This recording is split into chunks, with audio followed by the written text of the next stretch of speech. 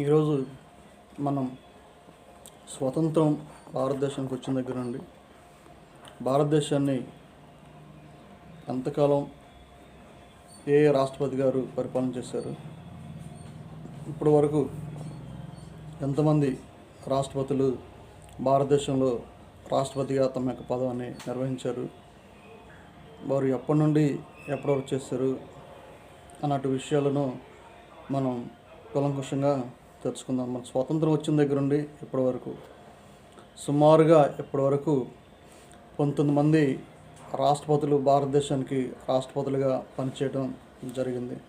స్వాతంత్రం వచ్చాక మొట్టమొదటి రాష్ట్రపతి గారు బాబు రాజేంద్ర ప్రసాద్ గారు పనిచేయడం జరిగింది. బాబు రాజేంద్ర ప్రసాద్ గారు ఏ రాష్ట్రానికి చెందినటువంటి వ్యక్తిగా మనం చూడగలిగినట్లయితే బీహార్ రాష్ట్రానికి చెందినటువంటి వ్యక్తిగా బాబు రాజేంద్ర ప్రసాద్ గారిని మనం చూడగలుగుతున్నాం అనమాట. ఎప్పుడు ఏ సంవత్సరం నుండి అంటే 1950 సంవత్సరం నుండి 1957 సంవత్సరం వరకు ఆయన మొట్టమొదటి రాష్ట్రపతిగా తన యొక్క పదవీ కాలాన్ని చేయడం జరిగింది. రెండో వ్యక్తిగా మనం చూసినట్లయితే బాబు రాజేంద్ర ప్రసాద్ గారే మరి యొక్క బీహార్ ప్రాంతానికి చెందినటువంటి వ్యక్తిగా ఉండి రెండోసారి కూడా రాష్ట్రపతిగా చేయడం జరిగింది. 1957 నుండి 1962 సంవత్సరం వరకు, అనగా మొట్టమొదటి స్వాతంత్రం వచ్చిన తర్వాత భారతదేశంలో ఏకగ్రీవంగా రెండు సార్లు అనగా 10 సంవత్సరాలు పరిపాలన చేసినటువంటి వ్యక్తిగా, రాష్ట్రపతి హోదాను కొనసాగించినటువంటి వ్యక్తిగా మనం డాక్టర్ బాబు రాజేంద్ర ప్రసాద్ గారిని చెప్పుకోవచ్చు. అది చరిత్రలో ఒక నిగూఢమైనటువంటి సమాచారంగా కూడా మనం చెప్పుకోవడంలో మరి ఎలాంటి సందేహం లేదనమాట. మూడో వ్యక్తిగా చూసినట్లయితే ఉపాధ్యాయ విద్య నుండి మరి డాక్టర్ సర్వేపల్లి రాధాకృష్ణ గారు మరి తమిళనాడు ప్రాంతానికి చెందినటువంటి వ్యక్తిగా ఉండి ఈ యొక్క భారత రాష్ట్రపతిగా పోటీ చేసి ఆ యొక్క భారత రాష్ట్రపతి హోదాను నిర్వచించినటువంటి వ్యక్తిగా మనం చూడగలుగుతున్నాం. 1962 సంవత్సరం నుండి 67 సంవత్సరం వరకు కూడా సర్వేపల్లి రాధాకృష్ణ గారు భారతదేశానికి రాష్ట్రపతిగా ఆయన పరిపాలన చేసినటువంటి విధానంను మనం చూడవచ్చును ఉంటాం. నాలుగోది చూసినట్టుంటే డాక్టర్ జాకీర్ హుస్సేన్ గారు కూడా మరి ఢిల్లీ ప్రాంతానికి చెందినటువంటి వారు. ఈయన కూడా 1967 సంవత్సరం నుండి మరి 69 సంవత్సరం వరకు పరిపాలన చేయడం జరిగింది రాష్ట్రపతిగా. ఆ తర్వాత వచ్చినటువంటి వివి గిరి గారు తాత్కాలిక రాష్ట్రపతిగా తన యొక్క విధులు నిర్వహించి దేశానికి సేవలు అందించినటువంటి వారిగా కూడా మనం చూడగలుగుతున్నాం. ఈ యొక్క వివి గిరి గారు ఏ ప్రాంతానికి చెందినటువంటి వారుగా ఉన్నారంటే వివి గిరి గారు తమిళనాడు ప్రాంతానికి చెందినటువంటి వారిగా ఉన్నారు. ఈయన 1969 సంవత్సరం కాలంలో తన యొక్క రాష్ట్రపతి హోదా నిర్వహించినటువంటి వ్యక్తిగా మనం చూడవచ్చు. తర్వాత వచ్చినటువంటి వ్యక్తి మొహమ్మద్ హిదాయతుల్లా. ఈయన కూడా మరి ఉత్తరప్రదేశ్ ప్రాంతానికి చెందినటువంటి వారిగా మనం చూడగలం. ఈయన కూడా 1969 సంవత్సరంలో మరి రాష్ట్రపతిగా చేయటం జరిగింది. తర్వాత మనం చూసినట్టయితే వివి గిరి గారు అన్నటువంటి ఆయన తమిళనాడు ప్రాంతానికి చెందినటువంటి వాడిగా మనం చూడగలుగుతున్నాం. వివి గిరి గారు తన యొక్క పూర్తి పదవి కాలాన్ని 5 సంవత్సరాలు మరి తన యొక్క పదవిలో చేసినట్టు చూస్తున్నాం. 1969 నుండి 1974 సంవత్సరం వరకు కూడా వివి గిరి గారు మరి భారత రాష్ట్రపతిగా వినలేని సేవలు అందించినటువంటి వ్యక్తిగా మనం చూడగలుగుతున్నాం. ఆయన తర్వాత వచ్చినటువంటి వ్యక్తి ఫక్రుద్దీన్ ఆలీ మహమ్మద్ గారు. ఈ యొక్క ఆలీ మహమ్మద్ గారు న్యూఢిల్లీ ప్రాంతానికి చెందినటువంటి వారు. ఈయన కూడా 1974 నుండి 1977 సంవత్సరం వరకు మరి భారతదేశానికి రాష్ట్రపతిగా పనిచేయడం జరిగింది. తర్వాత మనం చూసినట్లయితే బిడి జెట్టి, ఈయన తాత్కాలికంగా పనిచేయడం జరిగింది. కర్ణాటక ప్రాంతానికి చెందినటువంటి వ్యక్తిగా కూడా మనం పరిగణనకు చేసుకోవచ్చు అనమాట. 1977 సంవత్సరంలో ఈయన పనిచేయడం జరిగింది. తర్వాత నీలం సంజీవ్ రెడ్డి గారు ఆంధ్రప్రదేశ్కు మరి చెందినటువంటి వ్యక్తిగా, ఒక రైతు కుటుంబం నుండి నీలం సంజీవ్ రెడ్డి గారు రాష్ట్రపతిగా ఎన్నిక చేయడం, ఆ యొక్క ఎన్నికలు గెలిచి మరి ప్రధానమైనటువంటి మెజార్టీతో అత్యధికమైనటువంటి మెజార్టీతో గెలుపొంది భారతదేశానికి రాష్ట్రపతిగా చేసినటువంటి ఘనత కూడా మరి ఆంధ్రప్రదేశ్ చెందినటువంటి మరి వ్యక్తిగా నీలం సంజీవ్ రెడ్డి గారిని మనం చూడగలం. ఒక రైతు కుటుంబం నుండి వచ్చి మరి ఎనలేని సేవలు అందించినటువంటి వ్యక్తిగా కూడా మనం చూడవచ్చు అనమాట. ఈ యొక్క నీలం సంజీవ్ రెడ్డి గారు 1977 సంవత్సరం నుండి 1982 సంవత్సరం వరకు మరి భారతదేశానికి రాష్ట్రపతిగా ఎనలేని సేవలు అందించాడు. ఈ యొక్క నీలం సంజీవ్ రెడ్డి గారిని ఏకగ్రీవంగా ఎన్నుకోవడం జరిగిందనమాట. తర్వాత జైల్ సింగ్ గారు, ఈయన పంజాబ్ రాష్ట్రానికి చెందినటువంటి వాడు.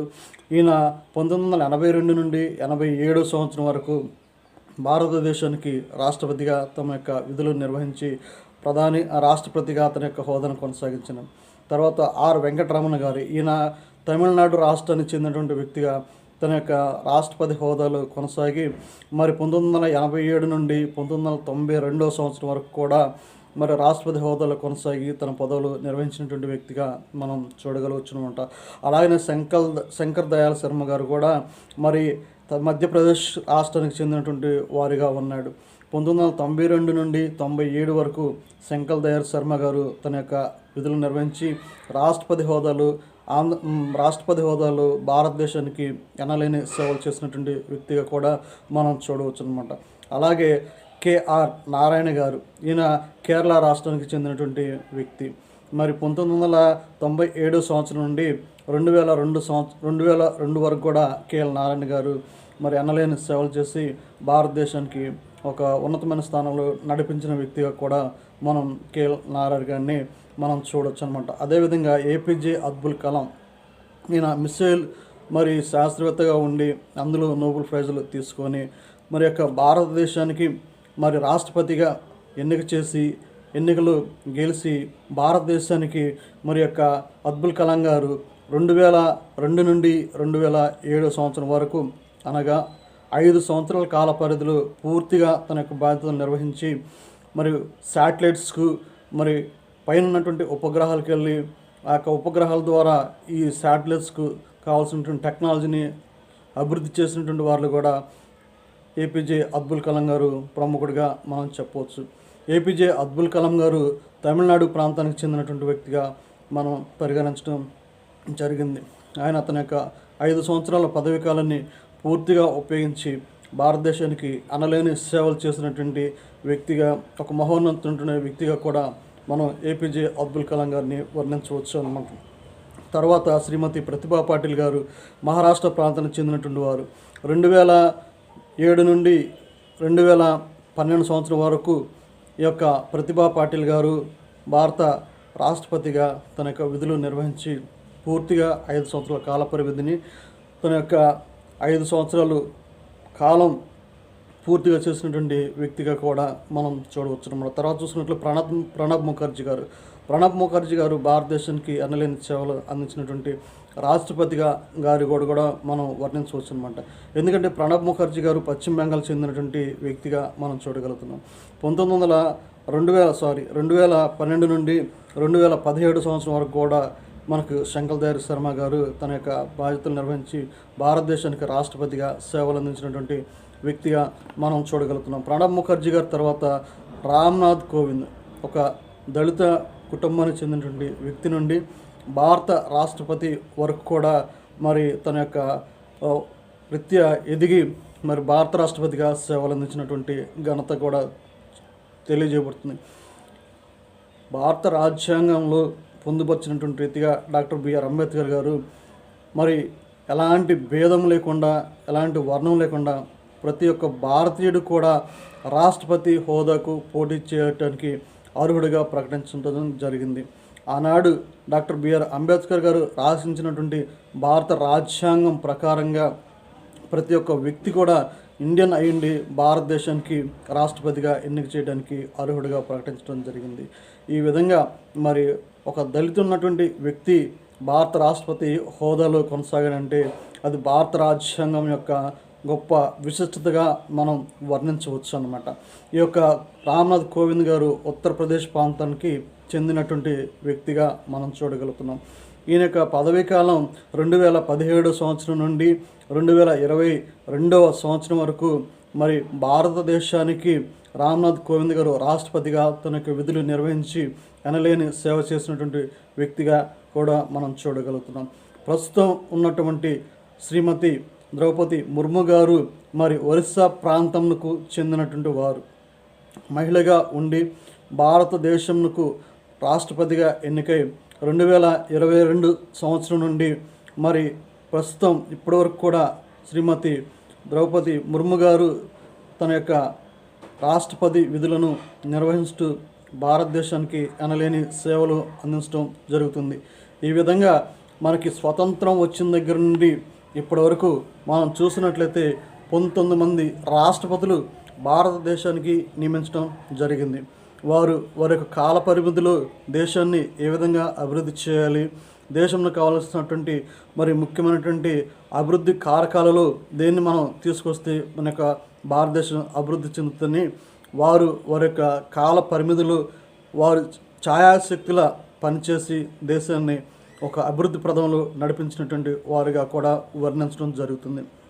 కాబట్టి ఈ యొక్క భారత రాష్ట్రపతులు ఏ కాలం నుండి ఏ కాలం వరకు పరిపాలన చేశారు, రేపు ఎగ్జామ్స్లో గ్రూప్ 1 కావచ్చు, గ్రూప్ 2 కావచ్చు, గ్రూప్ 4 కావచ్చు, కానిస్టేబుల్స్ కావచ్చు, ఏ ప్రశ్న అయినప్పుడు కూడా ఈ యొక్క రాష్ట్రపతి గారి మీద ఒక బిట్ రావడం కంపల్సరీగా జరుగుతుంది. మీరు ఈ యొక్క చెప్పబడినటువంటి రీతిగా ఎవరు ఎప్పటి నుండి పరిపాలన చేస్తుంది అన్నటువంటిది, వారి యొక్క సంవత్సరాలు ఎవరు ఎప్పటి నుండి పరిపాలన చేశారు అన్నటువంటిది గుర్తుపెట్టుకోండి. ఇది చాలా అవసరం. రేపు ఎగ్జామ్స్లో కంపల్సరీగా దీని మీద ఒక బిట్ రాబోతుంది. గ్రూప్ 2 ఎగ్జామ్స్ మెయిన్లో కానీ మరి జరగబోతున్నటువంటి గ్రూప్ 1 మెయిన్ ఎగ్జామ్స్లో కానీ రాష్ట్రపతుల గారి మీద ఒక బిట్ అయితే కంపల్సరీగా రావడం జరుగుతుంది. ప్రతి ఒక్కరు కూడా ఈ యొక్క విషయాలను మీరు గమనించి వీటిని కనుక చదివినట్లయితే మనం పోటీ పరీక్షల్లో పోటీతత్వం ఎదుర్కొని మనం అతి తక్కువ సమయంలో మార్కులు తెచ్చుకోవడానికి మరి మనం ప్రయత్నించినటువంటి వారుగా ఉంటాం అన్నమాట. ఈ యొక్క వీడియో మీరు సబ్స్క్రైబ్ చేసుకోండి, లైక్ చేయండి, మీ ఫ్రెండ్స్కి ఫార్వర్డ్ చేయండి. ఒకవేళ మీ అమూల్యమైనటువంటి సలహాలు సందేహాలు ఏదైనా ఉన్నట్లయితే ఈ క్రింద ఉన్నటువంటి కామెంట్ బాక్స్కి మీరు నాకు పంపించగలిగినట్లయితే నేను వాటిని స్వీకరించి విలువైనటువంటి మరి సమాచారం నేను మీకు అందజేస్తాను. ఒకవేళ మీరు మీ యొక్క సందేహాలను వ్యక్తపరిచినట్లయితే మీ యొక్క సలహాలను నేను కంపల్సరీగా స్వీకరిస్తాను. వాటిని తీసుకొని స్టూడెంట్స్కి రాబోతున్నటువంటి రోజుల్లో ఎగ్జామ్స్ ప్యాటర్న్ ఏ విధంగా ఉంటుంది, వారు ఏ విధంగా ప్రిపేర్ అయితే మరి జాబ్ సాధించగలరు అన్నటువంటి విషయాలను నేను కూలంకషంగా చర్చించి నేను చెప్పడానికి నా వంతు సహకారంతో నేను ప్రయత్నం చేస్తాను. ఈ యొక్క వీడియోని అందరూ కూడా సబ్స్క్రైబ్ చేసుకోండి, లైక్ చేయండి, మీ ఫ్రెండ్స్కి ఫార్వర్డ్ చేయండి. Thank you.